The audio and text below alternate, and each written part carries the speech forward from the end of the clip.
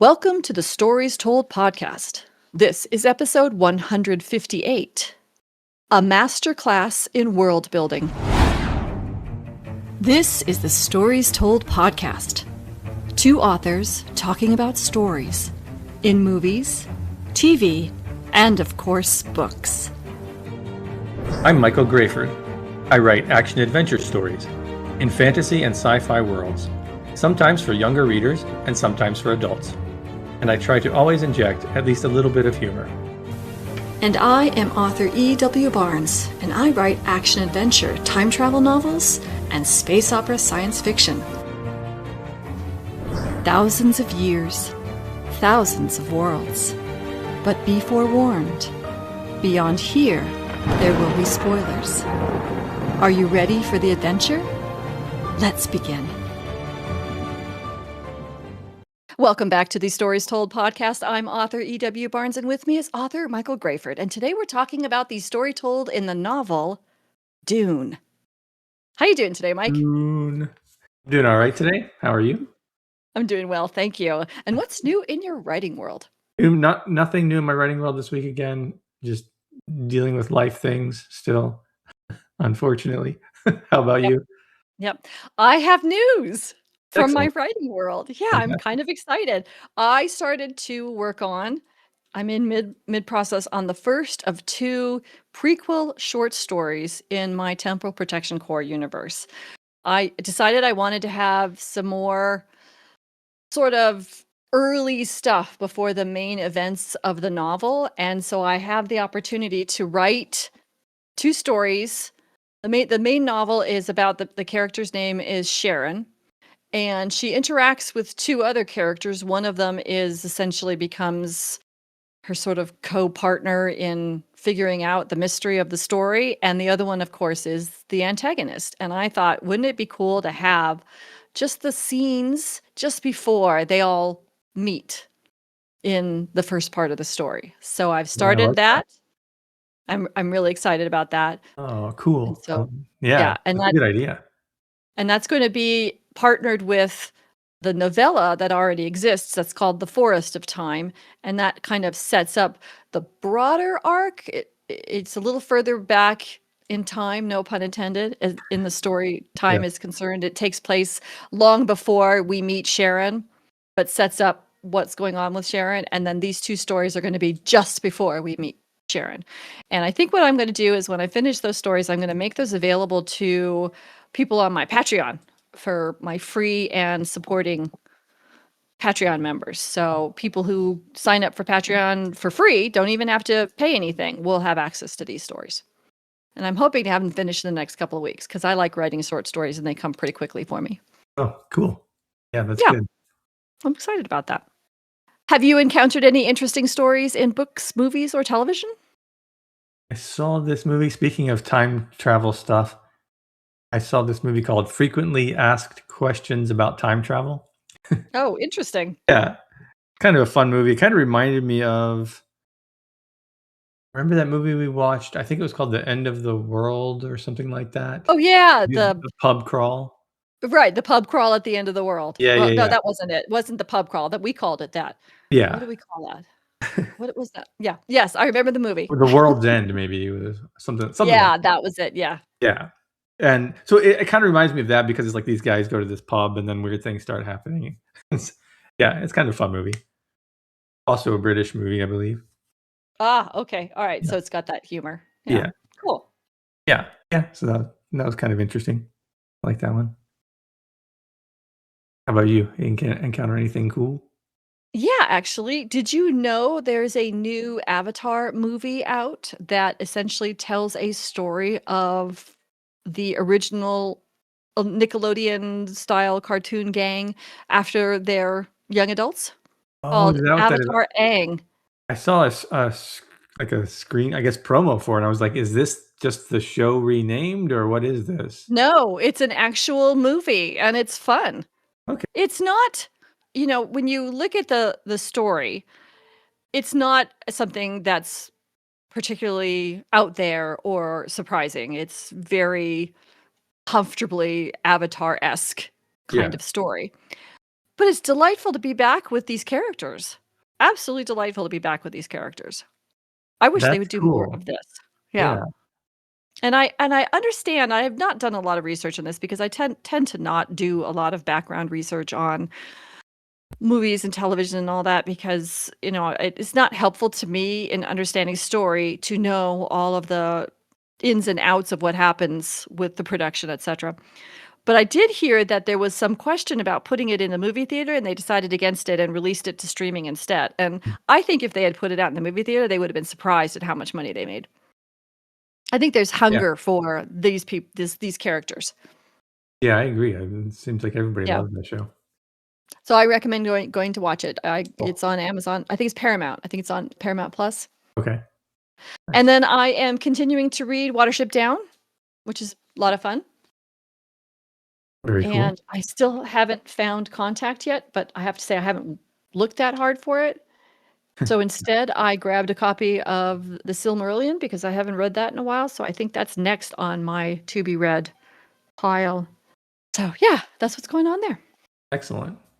Are you ready to talk about Dune? Yeah, let's dive into Dune. Today we're talking about the story told in the novel Dune by Frank Herbert, and I'm going to read the short synopsis that comes up when you type in Dune book synopsis. Frank Herbert's Dune follows young Paul Atreides as his noble family takes control of Arrakis, a harsh desert planet that is the universe's exclusive source of the life-extending and space-navigating resource known as spice. Betrayed by their rivals, Paul and his mother escape into the deep desert, where they unite with the native freemen to fight for control of the planet. Did you enjoy this novel? Yeah, I did enjoy this novel. When I first read this, I don't know, it was a couple decades ago maybe. It didn't blow me away. I thought it was okay, but I didn't really see the hype for it as much. But I have to say this time I enjoyed it a lot more. I don't know. I was listening to the audiobook, so maybe that had something to do with it because they have different actors do different voices for the characters, and they did a very good job overall. And it's like I don't know, maybe that helped bring it to life more, or maybe it was because I've read some other sci-fi recently, sort of from that era that was more idea focused and less character focused, so it made me appreciate this one a lot more. I don't know, but I definitely Dune worked for me much more this time around. One thing I noticed was I kind of missed the viewpoint that's in this book where it's this omniscient viewpoint, Yeah. but it dips in and out of close third person. Like you can still like get into that person's head. Does it all the time throughout the whole book. Sometimes from paragraph to paragraph, which is very, very unusual today. We've kind of gone away from that style of writing, that style of POV. We tend to Yeah, be I more noticed that too. yeah, it Yeah. tends to be more first person or close third person now. Yeah, so it's just interesting to see it and to see it done well. I think sometimes it's not done very well, and it can be more, kind of abstract. Again, like some of the other sci-fi novels from that era that I read, they were kind of more abstract. It wasn't getting into the characters' minds as much as it does in this book. So, anyway, that was something that I really appreciated on this read through. And the other thing that really stood out for me, which I think I'm not alone in this, is just the great world building. Just it feels like this real place somewhere else, right? This planet. And I really liked the sort of ecology that he set up and the connections between there's this desert world and these worms that live on them and the spice and the Fremen and how the spice is used by the Spacing Guild and how all of that is kind of revealed over the course of the book rather than just completely info dumping everything at the start. I think I think it's written well from that perspective, right? In terms Yeah. of getting us into the world and revealing it as we go rather than just smacking you in the face with look at the world building I did, right? It's integrated into the story, which I think is such an important thing. So I think for that reason alone, it's worth reading this book. I thought it was really cool going back to world building, the importance of water and how that was represented throughout. the lives of, in particular, the Fremen who are on the planet and how they think about it in all aspects of their daily living, right? And then learning that they have large deposits of water that they're storing for the future. I thought that was really cool. Yeah. Yeah. And it just shows like a very disciplined long-term thinking despite obvious necessity for it, right? Or certainly for desire for it. They obviously need the water, they want the water. But, they established these pools that they were gonna be using for the future, and they set up harsh cultural consequences for, trying to steal any of that. I thought that was all very cool, the way he set that up. I loved that the Fremen were this vastly underestimated underdog force, and they're kind of dismissed by the Harkonnen, and yet these guys are out there riding these worms. It's like they have so much going on, and they're just these unknown force. I thought that was really nice the way he set that up too. Yeah. And then just smaller things like Paul being, he's trained to fight and trained in all this stuff and to eventually become Duke and all of that. And then when he's in a fight against the Fremen, he has to learn to adjust his fighting style against someone who doesn't have a shield because he's always fought against people who had shields, and you have to move in certain ways. And then now it's like, oh, he has to like stab more quickly because the person doesn't have a shield. I like that's just a small thing, but it was really cool that Frank Herbert thought of that. Things like that, and just a good use of science overall, especially from an ecological perspective. I don't know whether any of what he wrote in here is really accurate or not, and I can't speak to that, but it's written well enough and with such authority as to be believable, which I think is the important thing for sci-fi for me. As long as you make me buy off on it, it's fine. It doesn't have to actually be realistic. I'm not that picky with science in a science fiction story, but maybe that's just because I'm not an ecologist. And if it was something more in my realm of study, maybe I would react to it if it was incorrect, but I don't know. Anyway, I appreciated the effort that he went through for that. So that's also I like. Did your version of the book have the appendix that included, like, commentary from Liet Kynes' father? Oh, no, I don't think so. Oh, it's fascinating. It goes deep into the ecological stuff and the creation of the Fremen philosophy towards the water and towards Oh, turning Dune into a green oasis planet. yeah, It's really interesting, and I don't think I read it this time, and I don't think I've read it so much in the past because I've been more interested in the characters, and this is essentially just appendices, like history, like yeah, in The Lord of the Rings. But it was really interesting, a really interesting read, and it goes to what you're talking about here about the amount of world building that went in related to that, to the yeah. ecology and to the ideas. Yeah. Yeah, that's cool. No, I it wasn't in the audiobook that I listened to, but that sounds very cool. Yeah. Yeah, so there's a lot of that going on in there, and it makes the world feel rich and believable and lived in, all those things that you want from world building. Another thing was the characters, right? The characters are very interesting. I like that Paul was trying to sort of navigate his way through, his time on Dune while seeing what the future would bring or could bring, the sort of prophesied fate, him trying to steer away from this, given that he's obviously steering straight toward it despite his reluctance. It's like an interesting idea. And I liked his mother's involvement, Jessica, right? How's her name? Lady Yeah. Jessica. Yeah. Yeah. And her struggling with her actions in having made Paul what he's become. It felt very real, right? It felt like, yeah, you know, people are making hard decisions and they're dealing with the consequences of that in the world that was set up. It felt like those were, you know, actual considerations that people would have. So I really appreciated that. And the other people, the Fremen, I liked how there wasn't this necessarily an immediate acceptance of Paul as the Lisan al Gaib, but they slowly built up to that over the course of the story. But it could have been just like he did one thing and then they're all believers, right? That would have been the easy way to do it. Yeah. But, it took time and developed, and again, it felt more realistic. There's a lot of stuff here that felt very real.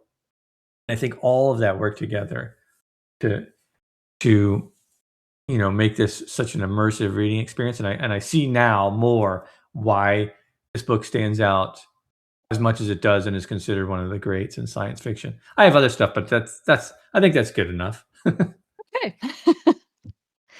For me, I actually had a difficult time with this read this time because I first read this when I was like 12. And Yeah, I have a great deal of knowledge of this story. And so it was very hard to step back and evaluate it from the perspective of storytelling yeah, because I am so familiar with this. And so, gosh, I mean, I obviously really love the books. I've read them all, the entire Dune series, and I own them all because I have liked them so much. And I yeah, think for me as a reader since, of this since 12, they still hold up. They still resonate and have new things for me to learn when I do the reread. And so that in itself is a sign of good storytelling. It's a sign of all the layers and the maturity in the storytelling because it had enough story in it for me to relate to it as a teenager. Even though I will say it took me a while to get into it because, it was about a 15-year-old boy and I was like, yeah, but I kept right. going. And I'm glad I did because then all of the way the threads came together and started weaving was so fascinating, and the world building and making all the characters feel real. I mean, even like the small character, like we meet at the very beginning of the story, the Shadow Mapes, who is the housekeeper Yeah, for the family, and she disappears very quickly, and yeah, there's no mention of her again after that the family is forced into hiding, and yet she was such a three-dimensional character. You could totally see her. You could totally understand her. She felt real. And the care that was put in for all of the characters to make them feel real is, a masterclass in good writing. I love how the story is divided in some ways between Paul as a child and then Paul as a figure, a figurehead, not a figurehead because he is a leader, but you almost get sort of like this step back from him. And the book splits that in half because you start a part two that's called Muad'Dib, and you can see you're no longer with the underdog child trying to escape the Harkonnens. He's trying to escape death with his mom, and then the next half of it is he is now a figure with a lot of power trying to exact revenge. And so there's two different sides of this character that you get to see that are driving this story.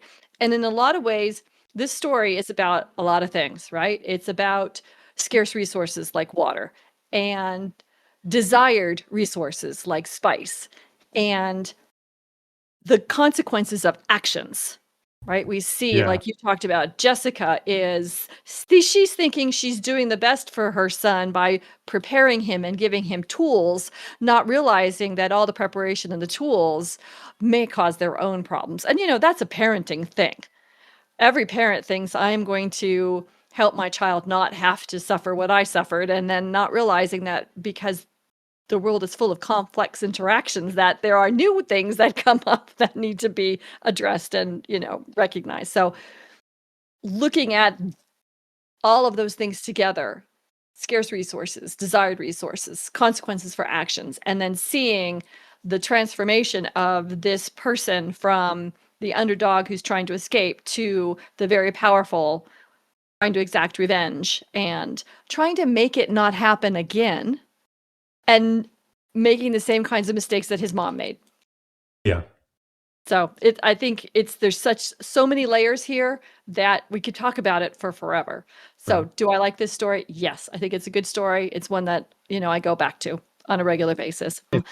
One of the things that makes this stand out against some of the other sci-fi stories then, like in particular Arthur C. Clarke, 'cause I read 2 or 3 of his recently, and his are more like, here's a science fiction idea, and let's kind of explore that idea and see where it goes.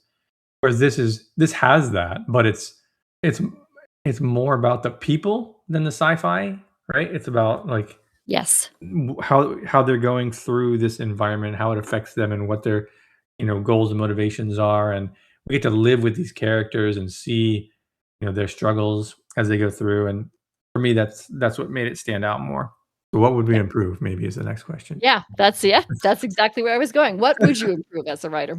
The first thing I would improve is I would remove all uses of the word presently.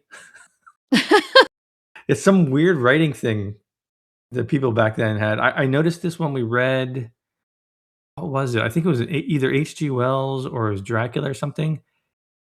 It was always like, presently, so and so did this. And it's like, why? Like, would it not be presently? I mean, what is the point of that word in your sentence? And Herbert does that a lot. I don't know if you noticed it reading it, but when you hear it, I did not. you hear That's the audio funny. narrator said, presently, Paul, whatever. I'm like, why is it presently? Like, obviously, it's presently according to that time. Anyway, I would remove that word. It's useless. For me, it felt a bit dissatisfying the way the Baron Harkonnen died. I would Okay. have had Paul kill him. I Having Aaliyah kill him, she's someone we knew very little about and haven't really been following her character at all. It almost felt like a stranger killed him, and that was very unsatisfying for me. So, yeah, that's something that I would have changed personally as a writer. I don't think it, messes, it's important enough to mess with the book or anything, but it's something I would have Yeah, changed. I yeah, felt. In general, I'm not a fan of prophecy type stories. So yeah, I I mean, I just wouldn't have written something like this probably, or not in this way. If I had, I would have gone through efforts to reveal multiple possibilities.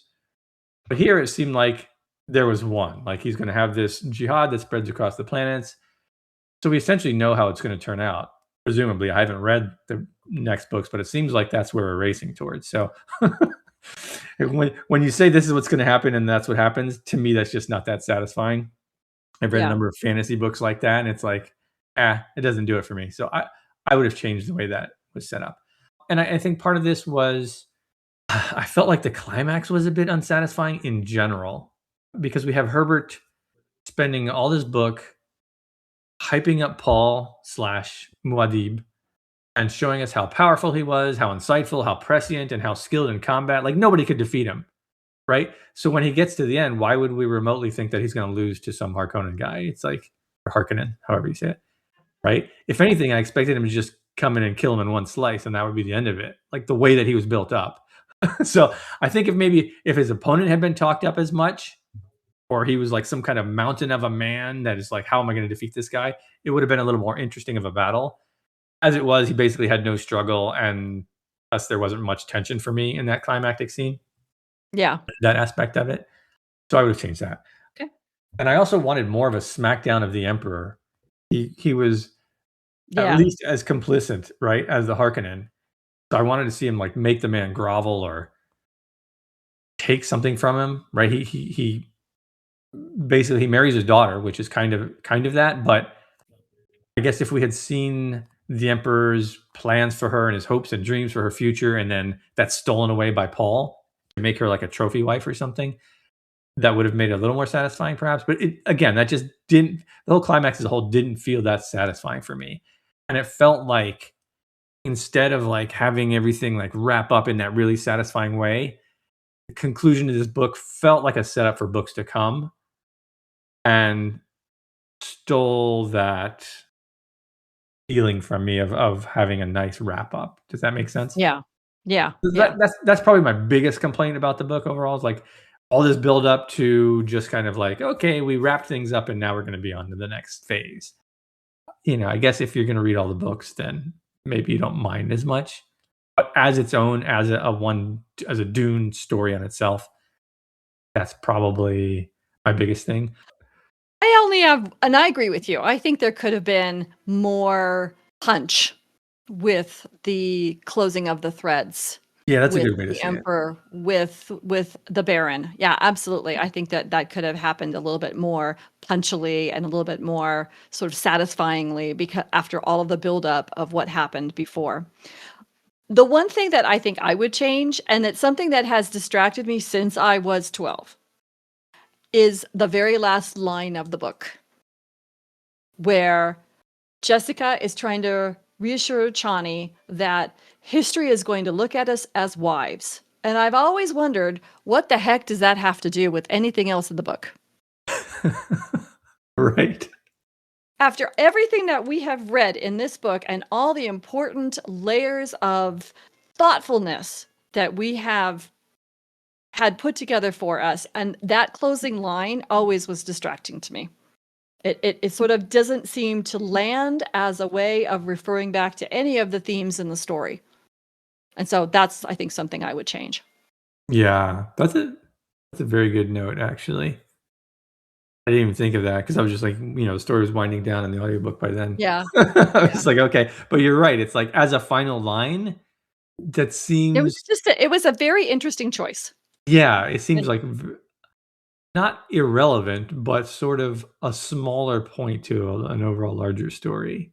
yeah, Like, and okay, so I they think, get some justification by, not just being concubines or whatever, but, like, was that the point of your book? It doesn't seem like it. well, and throughout the whole of the book, the idea that Jessica was a concubine was not in any way made to be a necessarily negative thing. No. I mean, there was a couple of moments where she, felt a pang when she, realized another Bene Gesserit sister had been made a countess, and that, Leto did leave her a message saying that he regrets not having married her. So there is Yeah. some element there that, suggests that marriage would have been better than being concubine, but concubine is never seemed to be looked down on in the story. She Yeah. is still highly respected, she still has a place of importance, she's still, so it's almost like it's just terminology in a way, and maybe I'm not, maybe I'm missing something, but that's the way it feels. So that to land on that at the end, I agree, it's sort of like it seems to be, I would have liked it to have been a closing line related to one of the stronger themes in the book. That's just Yeah. my opinion. So Yeah. let's talk about themes, because then maybe we can brainstorm as a writer what we might have made that line to be. Yeah, yeah. It's interesting.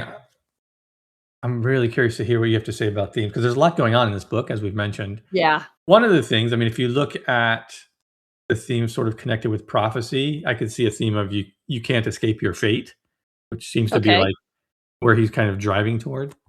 Yeah.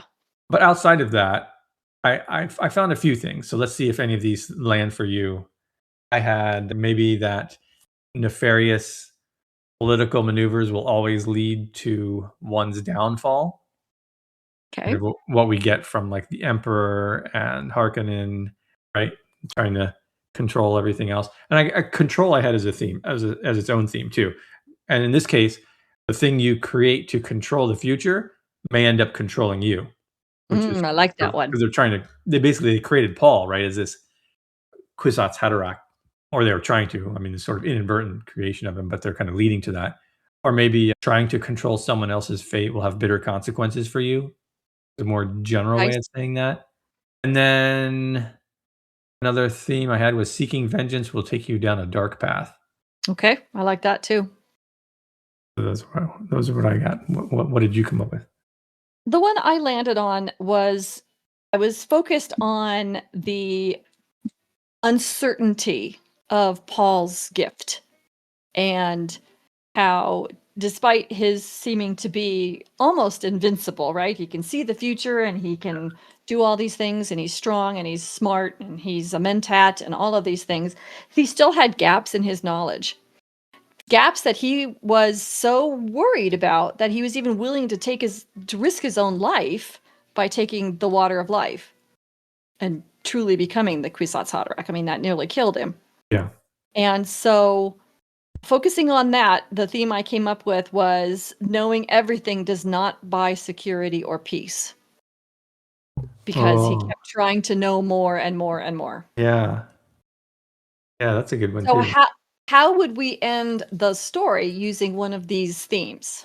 I think going along with what you said, having him refer to something like that, being like, as much as I knew, or as much as he knew, he still couldn't control the future or something like that, like putting those things together. 'Cause that Yeah, kind of connects with the creation of the Quetzal's Haderach, right? It's like they think it they does. knew what they were doing, but they really didn't know what they were creating. And it would also then throw in that question about the jihad that you were pointing out, about how, right now the story feels like it's just hurtling headlong into the jihad. And if they had a last line about, the question of the future and how it's not all predictable, then Yeah. you don't have that, full assumption that this is what's going to happen, that the jihad is going to happen. Yeah. So as a writer, what do you take away from Dune? I mean, for me, I have to take away the world building. I think this is Yeah. just a masterclass on how to craft a world and have the story so connected to that world building without having to explicitly state every single element of it, at least up front. That yeah, I think for that reason alone, it's, a success. Yeah, and I agree. I think the world building is so strong, and I think the thing that marches with it is how the characters are so well developed and how immersed in that world building they are. Yeah, They are everything's part tied of that together. world building. Yeah, definitely. They are part of that world building and they help create that world building. And you're absolutely correct. It's very much tied together. Thank you for joining us as we talked about the novel Dune by Frank Herbert. A huge thanks to our Patreon supporters and all our listeners. If you like behind the scenes craft notes and what's coming next, you can subscribe to our newsletters. Find the link to Mike's newsletter on michaelgrayford.com, and you can get a free story by signing up for my newsletter, and that link is in the show notes. The Stories Told podcast is on all major platforms. Please like, subscribe, and follow to help us reach more story lovers like you. For book, TV, and movie suggestions, subscribers can drop a note on our YouTube channel. Join us next time as we talk about the story told in the 1984 movie Dune. Thanks so much, Mike. This was a lot of fun. Yeah, thank you. And we'll see you next time on the Stories Told podcast.